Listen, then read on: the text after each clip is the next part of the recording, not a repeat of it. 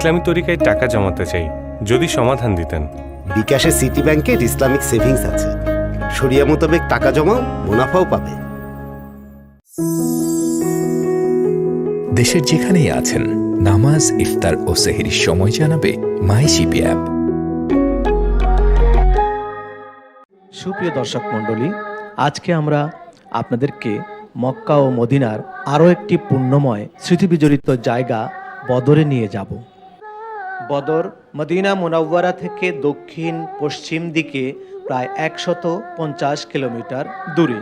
এই বদরেই মহানবী সাল্লাল্লাহু আলাইহি ওয়াসাল্লামের সঙ্গে কাফের মুশরিকদের সর্বপ্রথম সংঘর্ষ হয়েছিল, এক রক্তক্ষয়ী যুদ্ধ হয়েছিল, যেখানে হারাতে হয়েছিল হুজুর সাল্লাল্লাহু আলাইহি ওয়াসাল্লামের প্রাণপ্রিয় 14 জন সাহাবীকে। বদর আর 10 কিলোমিটার। হ্যাঁ প্রিয় দর্শক, এখান থেকেই বদর শহরটি আর মাত্র 10 কিলোমিটার বাকি আছে। আজ বদর দিবস। এই বদরকে কেন্দ্র করেই মহানবী সাল্লাল্লাহু আলাইহি ওয়াসাল্লামের প্রতি আল্লাহ পাক পবিত্র কোরআনে অনেক জায়গায় আয়াত নাজিল করেছেন বদরের নাম ধরে, এবং এই বদরেই পাহাড়ের উপরে মহানবীকে সাহায্য করার জন্য আল্লাহ পাক ফেরেশতা নাজিল করেছিলেন।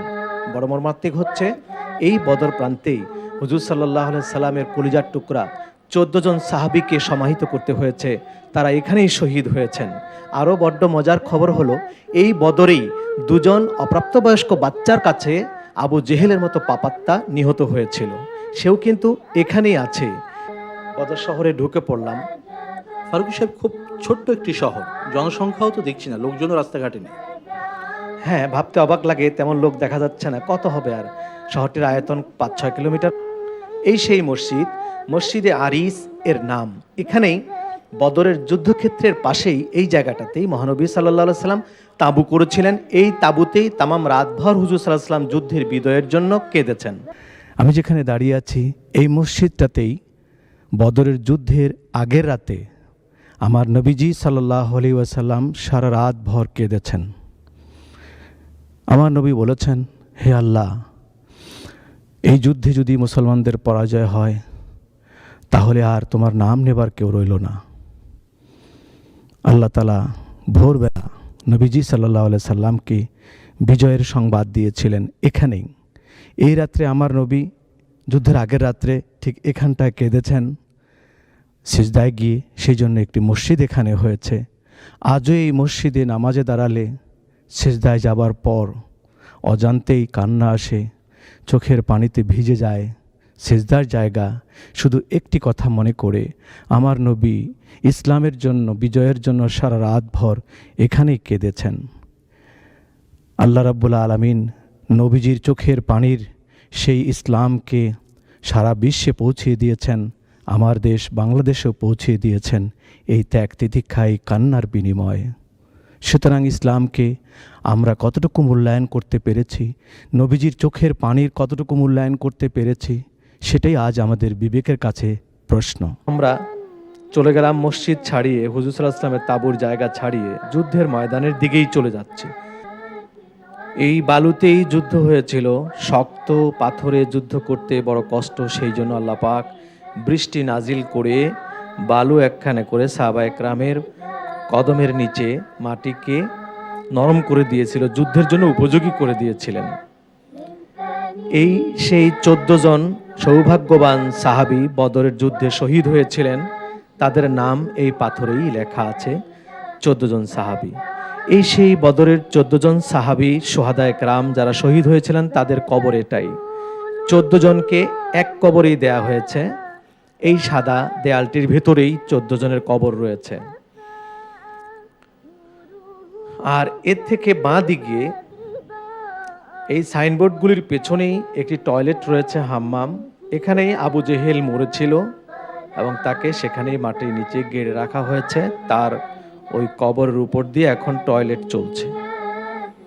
বদরের যুদ্ধের প্রান্তর হলো এগুলো, এই বালুর পাহাড়ের নিচে বালুর ময়দান, এগুলোতেই সাহাবায়ে কেরাম যুদ্ধের জন্য অবস্থান নিয়েছিলেন।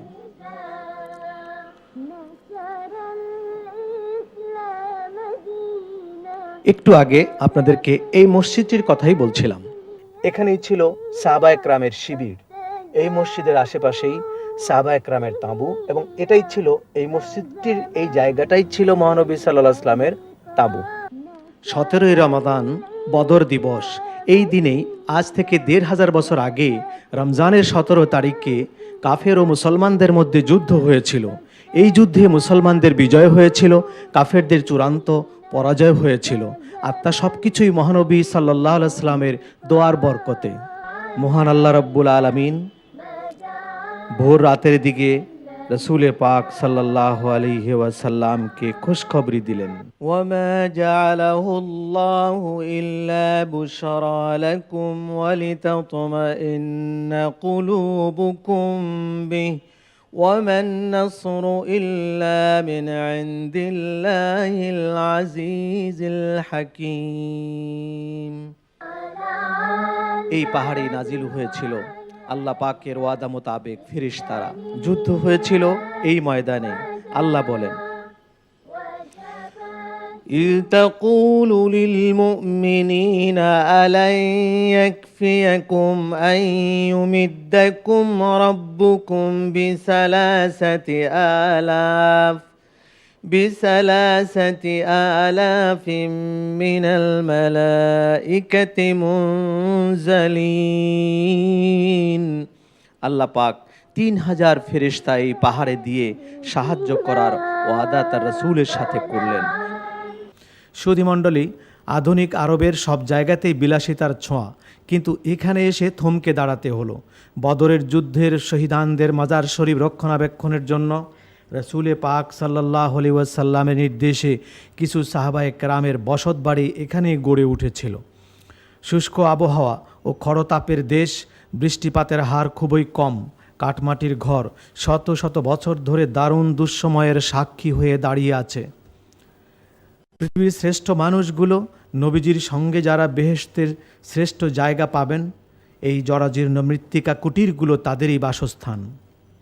যে উত্তপ্ত মরু অঞ্চলে বৈদ্যুতিক পাখা, এমনকি এয়ার কন্ডিশন ব্যবহার করেও স্বস্তিতে বসবাস করা যায় না, অথচ সেই যুগে এখানেই পৃথিবীর সেরা মানুষ নবীজির সাহাবীরা যুগ যুগ ধরে বসবাস করে গেছেন।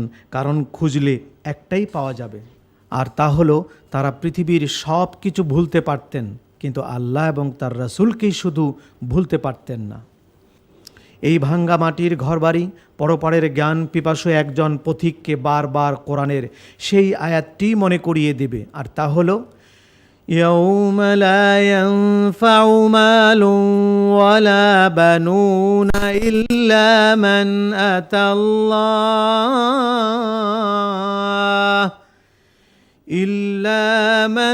আতাল্লাহ বিকলবিন সালিম وَأُزْلِفَتِ الْجَنَّةُ لِلْمُتَّقِينَ। আর সেদিন মানুষের ধন সম্পদ এবং সন্তান সন্ততি কোনো কাজে আসবে না, তবে আল্লাহর দিদারের প্রশান্ত আত্মা সেই পাবে সব সাফল্য। আর সে সাফল্য কি?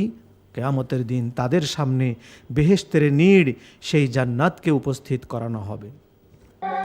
1500 বছর আগে বর্বর যুগে পাহাড় পর্বত পেরিয়ে গিরিপথ দিয়ে এসে বহু কষ্ট করে হুজুর সাল্লাল্লাহু আলাইহি ওয়াসাল্লাম সাহাবায়ে কেরামদেরকে নিয়ে ইসলাম রক্ষার জন্য এবং শান্তি প্রতিষ্ঠার জন্য, ইসলামী আদর্শ প্রতিষ্ঠার জন্য যে ত্যাগ স্বীকার করলেন, সাহাবায়ে কেরাম শহীদ হলেন, আহত হলেন, সব কিছু হারালেন। এই ত্যাগ স্বীকারের বদৌলতে আজ আমরা ধর্ম ভোগ করছি। আমাদের এত দূর পর্যন্ত এসে পৌঁছেছে ধর্মীয় আলো। কিন্তু এতদিন পরে একবিংশ শতাব্দীতে সবচেয়ে বেশি আধুনিক সভ্যতার যুগে সব রকম সুবিধা পেয়ে, সুবিধার সর্বোচ্চ আসনে আমরা পৌঁছে ইসলামের জন্য আমরা কি করতে পেরেছি? ইসলামের সঠিক মর্যাদার আসনে আমরা কতটুকু ইসলামকে সমাসীন করতে পেরেছি? প্রশ্নটি সবার কাছে।